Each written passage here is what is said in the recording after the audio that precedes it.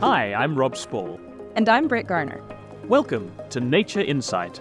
Speed dating with the future. Welcome to the IPBES podcast, where you get the chance to put biodiversity science and policy under the microscope as we bring critical issues about nature and people out of the lab and into your living room. In our last episode, we heard about an incredible expedition to the Antarctic, which provided insights not only into that extraordinary environment, but also into the many values of nature beyond use, as well as the importance of overcoming barriers to accessing nature. Oh, absolutely. And as we heard, that expedition was so successful and valuable in so many different ways, not least of which it helped us all to consider the vital role of the Antarctic and to think about the impacts that landscapes have on us and also that we have on landscapes. But we are now moving, metaphorically speaking, away from the kilometers of ice and snow over to the centimeters of news report columns and stories. In this episode of Nature Insight, we're turning the tables, or at least the microphones, on the media, looking into the importance of journalism in explaining, raising awareness, and amplifying our understanding of the global biodiversity crisis. Environmental issues have increasingly made the headlines, but biodiversity has often been relegated to minor mentions or sometimes neglected entirely, especially by comparison to climate change stories. The recent wildfires over the summer in southern Europe and North Africa are a good example.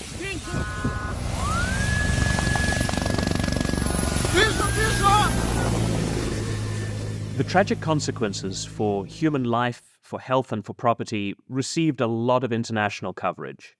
It was cast often as a vivid example of some of the impacts of climate change.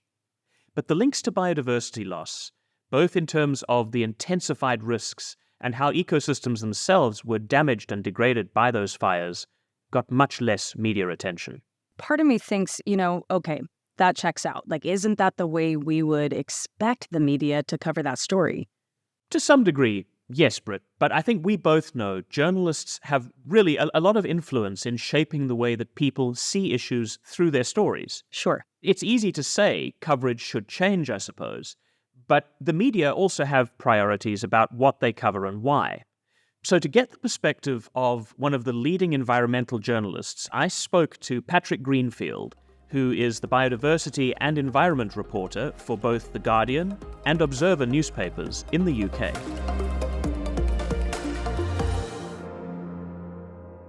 Do you think it's a newsbeat that's in need of more generalists who come across it or more specialists who sort of adopt it as their choice?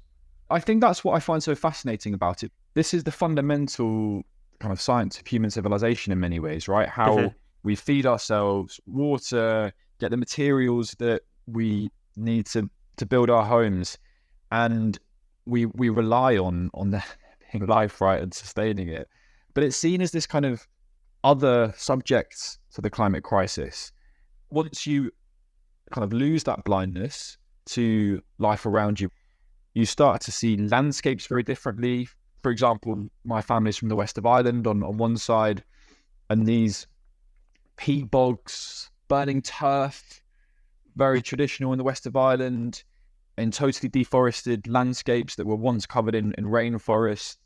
I never saw these areas like that. I thought they were kind of gorgeous, beautiful landscapes. Yeah. But once you start to have those realizations about areas that you love and kind of feel as part of your soul, and see that applies to most of the planet, you realize how fundamental biodiversity is to everything. And so, actually, answer your question, yeah, I really think reporters and journalists and editors everywhere need to really just understand the basics on this subject. I mean, we know that the biodiversity crisis is at least as important, at least as urgent, at least as threatening to people as the climate crisis around the world. But the media is often criticized for not giving the nature crisis as much coverage. Do you think that's fair criticism? Yes, but I understand why. It's much more complicated in many ways, because biodiversity quickly becomes everything, which is what's fascinating about the subject. But as a journalistic beat, you can find yourself talking about digital sequence information and how we transform genetic biodiversity into new drug discoveries and issues related to biopiracy in the developing world. Then the next article you're writing is about deforestation and how systems might be developed to pay countries like Costa Rica and Brazil and to keep their forests standing. Then you're onto something completely different to do with bees or insects or whatever it might be, and there are fun stories in that too. And so with something so vast, maybe there's a misunderstanding of how newspapers and radio and TV work in that, right?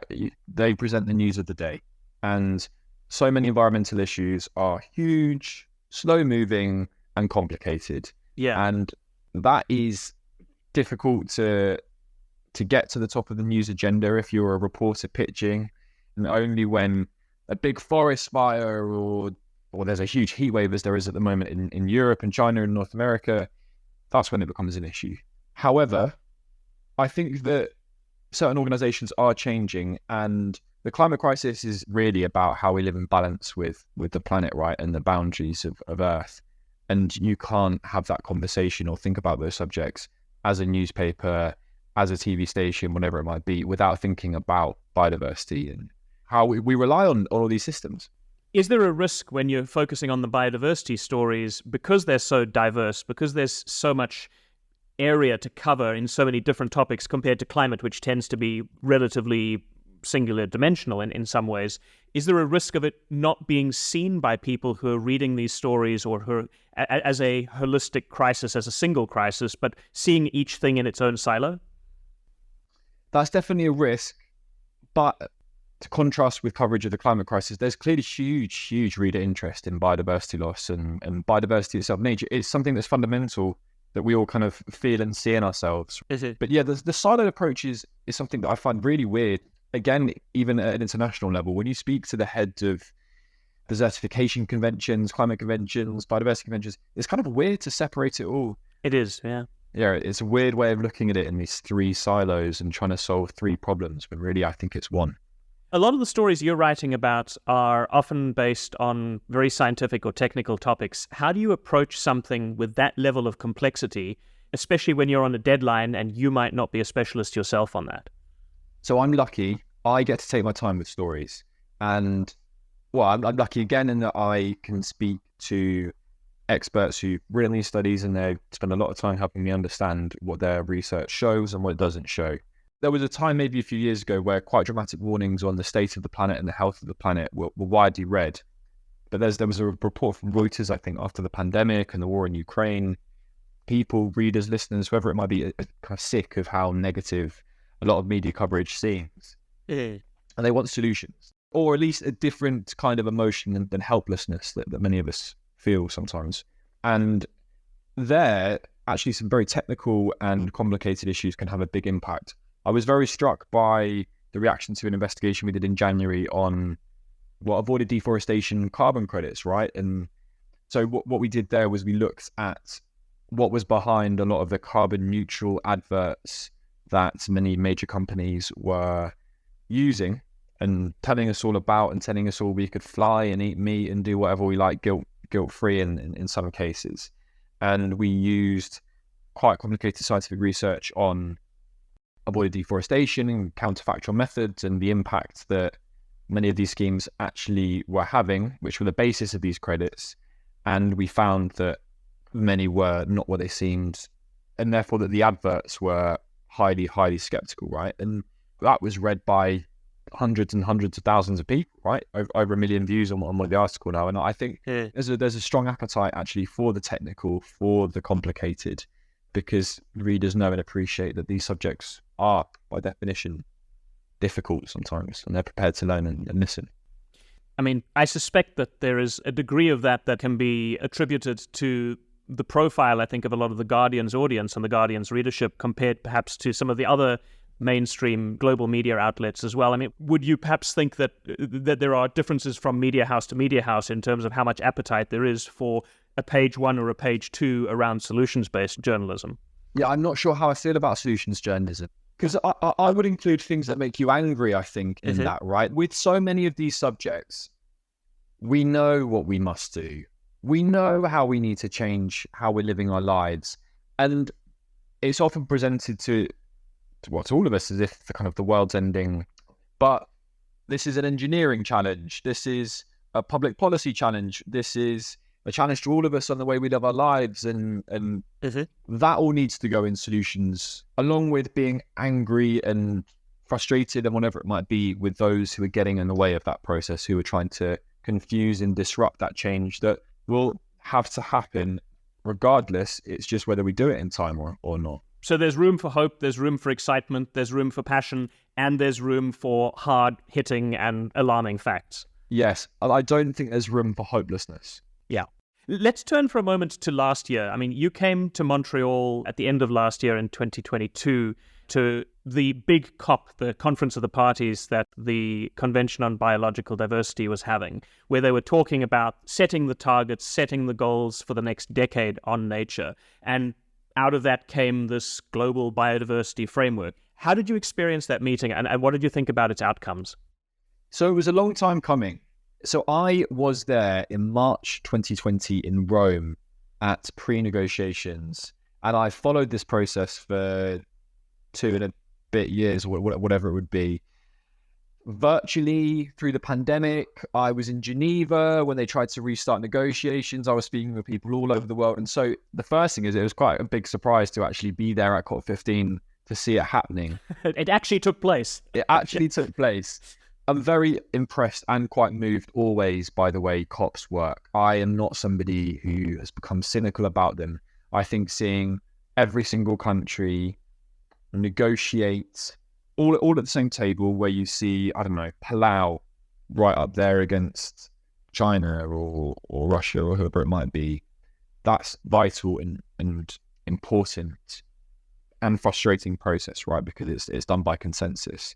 But there are also areas that concern me, right? So there's target to protect 30% of the planet and other targets on nature restoration, subsidies. It's vast. I worry that there'll be too much focus on protecting 30% of planet Earth, when the main message, I think, on consumption, on how we should organize our economies, on what we should subsidize and what we shouldn't subsidize, those kind of things are actually going to be, I think, the most important. The indirect drivers of biodiversity loss. Yeah. Right, but that will be how we make this agreement a success or not. And that's the most important thing. But as always, the most complicated. But it's going to be a battle to actually implement the final COP15 agreement, I think. Well, I think from our side, we'll continue to do what we can to raise the science and the evidence out, and we really appreciate the work that you're doing from your side to get the message out to people so that they also understand the issues. And we look forward to doing this journey together with you for the next 10 years at least. Thanks, Rob. See you soon.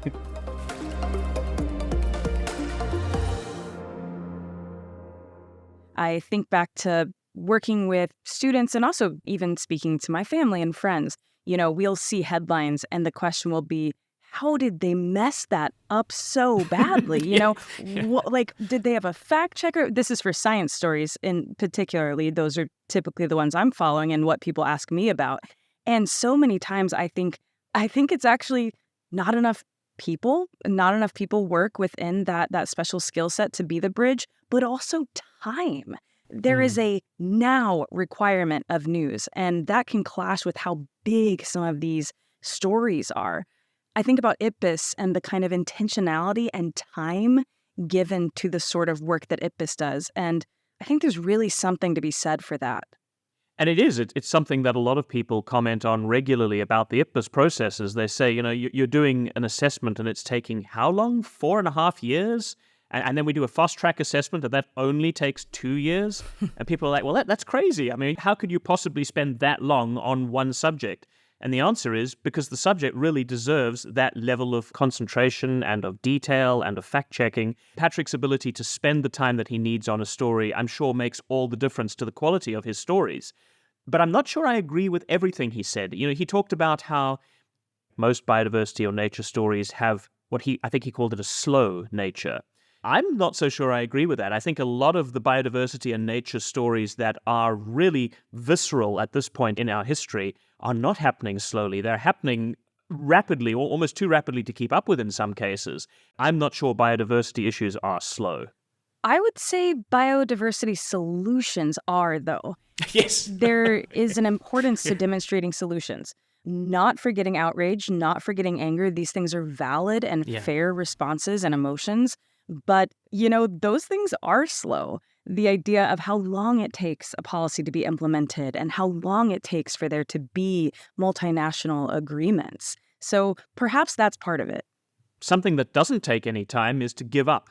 Give up hope, give up action, give up any kind of attention. And what I loved about this interview with Patrick is that his focus is so laser-like on not giving up hope, on the fact that there's no room for hopelessness when reporting on or acting on the biodiversity crisis. I loved that. And I think that's so much a part of what we feel our options are.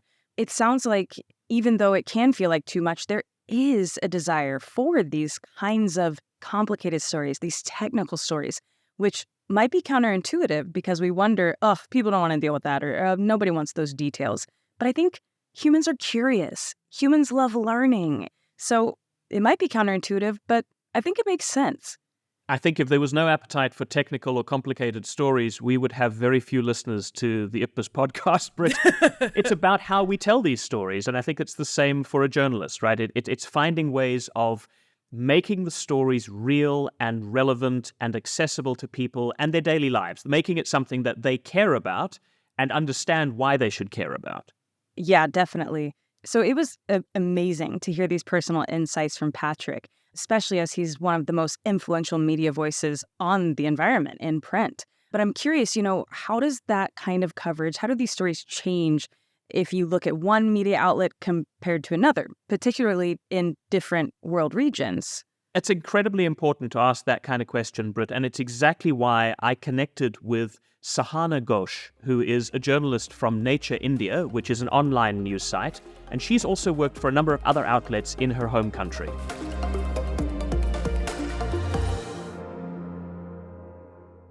So, Sahana, you're from India, and you worked for many years with different scientists and journalists from all over the world.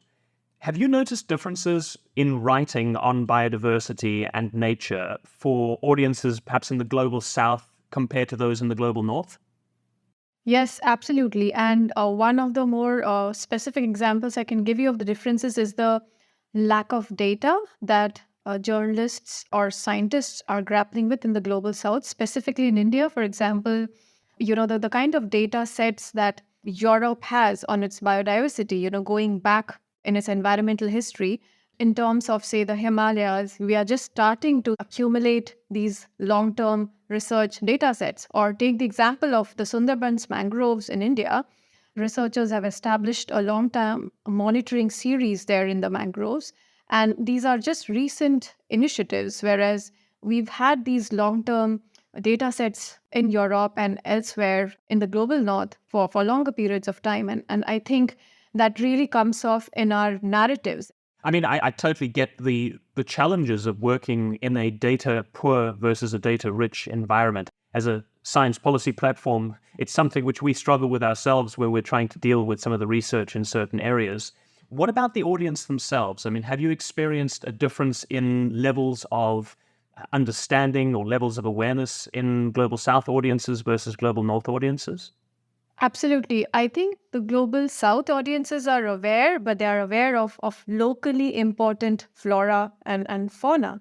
And this is where I feel journalism becomes important, because then we also need to branch out into regional languages. We need to really join hands with our peers in regional media houses to bring about those specific narratives. You've worked for some of the local outlets of some very big global media houses. Do you target the work that you do primarily to your local audience? Do you keep the international audience in mind? How do you walk that balance between those two? I think my personal philosophy is go global, in the sense that target the local audiences, but also remember that the local audiences also would want to know what is happening globally, and if that story is somehow connected to what's also happening globally. If I were to take the example of invasive species, invasive species is a very local story, but then you also realize as a reporter that this is a global problem. It's more about connecting the dots globally and locally and saying, okay, this is a global problem, and how do we come together to address this global issue, which has manifestations locally? So would you say that telling global stories for local audiences and perhaps local stories for global audiences has value? Absolutely. I think it has a lot of value in connecting local audiences to global voices and global voices to local audiences, because also a lot of the research that we see in biodiversity is interdisciplinary or transdisciplinary, and there are a lot of international collaborations. I've written a lot about these collaborations, including one story on invasive species in the Himalayas, where this was about a research consortium, spanning Europe and India, working together on documenting invasives for the long term. So I feel there's A, transdisciplinary research that's happening across the globe, B, the international collaborations that are happening in biodiversity, whether it's the negotiations or the research itself. And that's why I feel there's a lot of scope in going global. I like the glocals. I think you hit the nail on the head when you talk about trying to find the elements of the story that are going to resonate to the community or the local community that may be perhaps particularly focused on one issue or the other. It gives the opportunity for us to tell a story to connect those concerns to some of the global drivers, the things that are really exacerbating the problem, creating some of the issues, and help show how the science, the global science, can also have very local implications, ramifications, and potentially solutions that can be offered as well.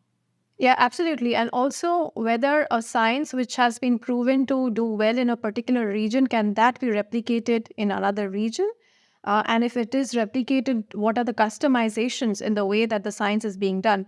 I'm a big believer in collaboration, so maybe I'm sounding too optimistic, but yeah.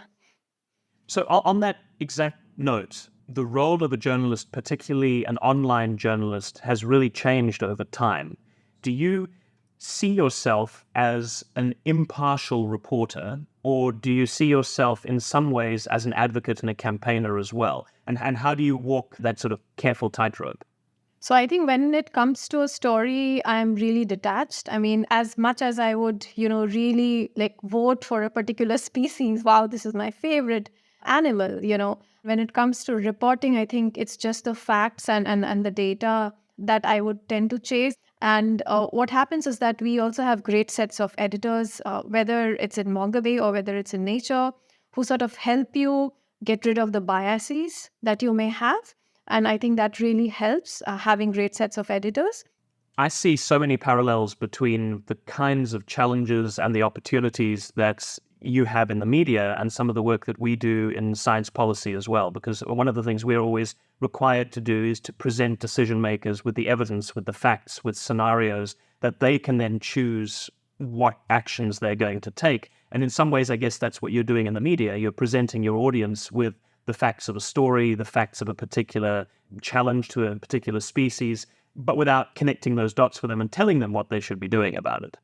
Absolutely. And also, I think there's phenomenal amount of research that's being made available now to journalists. And if you just follow those updates, I feel that as a journalist, you're more informed and you can definitely balance your advocacy, in your personal life versus the journalistic attitude that you need in your professional life. It tells me what is exactly happening, and maybe I had an idea for the last 5 years about certain things, which now actually has radically changed. So, for example, in invasive species, we always see narratives of invasive species being bad, but I was recently told by a bunch of researchers that not all invasive species, need to be ostracized in the way that they are, because some of the things are not necessarily invasive. You really need to investigate whether they have actually become invasive or not. There's a difference between exotic and invasive species.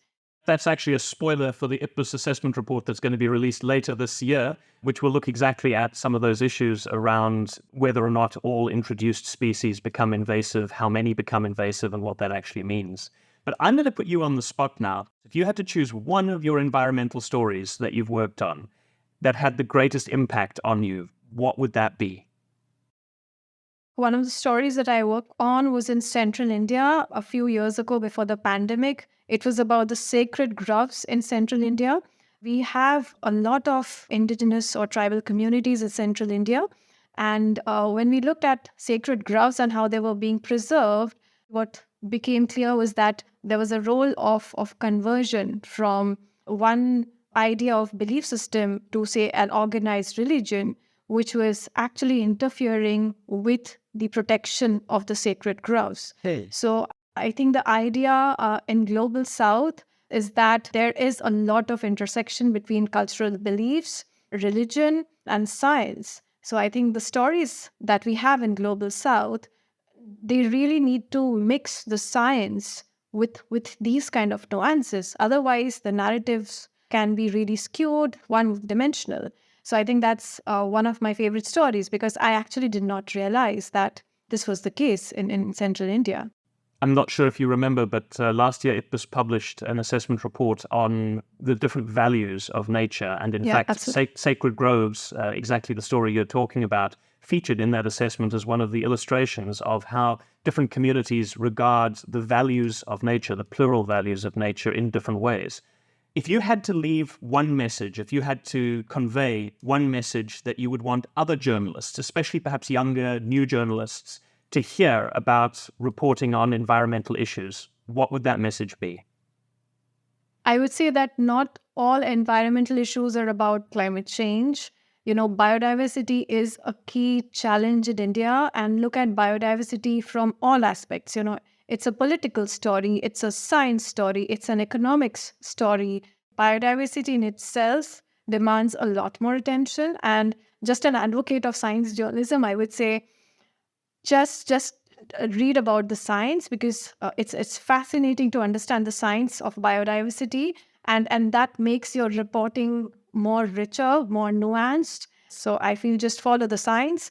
Sahana, thank you again for taking part in our podcast, and it's been a great pleasure. Thanks, Rob. It's been a great pleasure at my end too, and keep up the good work.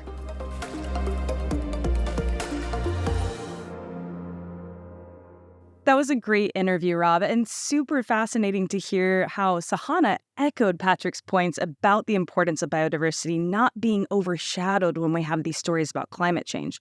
And I love this idea of going global. I mean, we love a good portmanteau. Whoa, we do indeed. We love to see it. That makes so much sense to me, though, especially in the 21st century with the connectivity that we all have together, the kind of impacts our actions have. I think a lot of change happens locally, but we learn about it through global stories about local stories. I mean, it just is layer upon layer. A very good example of this is the Invasive Alien Species report. The concept of going global becomes so important because it allows a communicator or a journalist to tell a story about something that a person or a community will really identify with. So a local species or a local impact of a biological invasion, because that's something that resonates with people. But it also gives you the opportunity to then make that link, that big connection to the global drivers of these problems and the things that are making them worse and make them likely to get worse in the future as well. So going global is almost a mantra in some ways for taking science at a global level and making it relevant and making it interesting to people at a local level. And speaking of mantra, I think that really this through line we got from both Sahana and Patrick is optimism. There are things to look forward to, and it doesn't have to be without the understanding of hard work, of necessary change, of nuance, of difficulty, but that there is no room for hopelessness. It's a mantra to carry with us, I think, considering how much effort and time and work is going into addressing some of these problems. Britt, I have a question for you.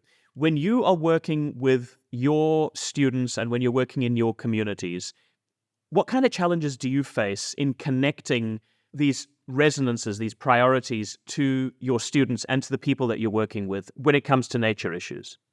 Yeah, I think the beauty of adolescence, also the obnoxiousness of adolescence, is the evolutionary brain wiring of selfishness, right? Yeah. And that's evolutionarily there. I mean, has a purpose. We understand it. It's not unique. That's exactly what adolescent humans should do. They should be thinking about self and all of that exploration. I think because of that focus, honestly, global is sort of key to that kind of teenage experience. It's like, what am I doing? What am I doing? oh, how is it impacting me? How's it impacting me?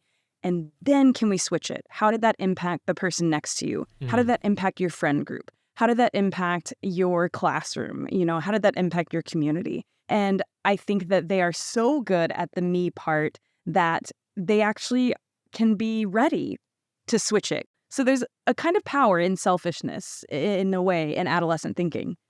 Well, on the issue of younger people and younger people's approaches, I'm going to ask you to put a pin in that, Britt, because the last episode of our season is going to focus on youth issues. And on the subject of things that we've talked about and are going to talk about, Sahana mentioned in her interview this issue of invasive alien species. I mentioned it a moment ago in the context of going global. It also happens to be the subject of our very next episode here on Nature Insight. So that's it for this episode of Nature Insight, Speed Dating with the Future. I'm Rob Spall. And I'm Britt Garner. Join us in the next episode to hear about a complicated relationship people in South America have with a certain beaver, unwelcome ladybugs in the UK, and much more. In the meantime, you can learn more about IPBES's work on www.ipbes.net or on any of our social media channels. Just search for @IPBES, that's @IPBES. And if you've enjoyed this episode, don't forget to subscribe to Nature Insight wherever you get your podcasts to make sure you never miss your chance to speed date with the future. Thanks for listening. See you next week.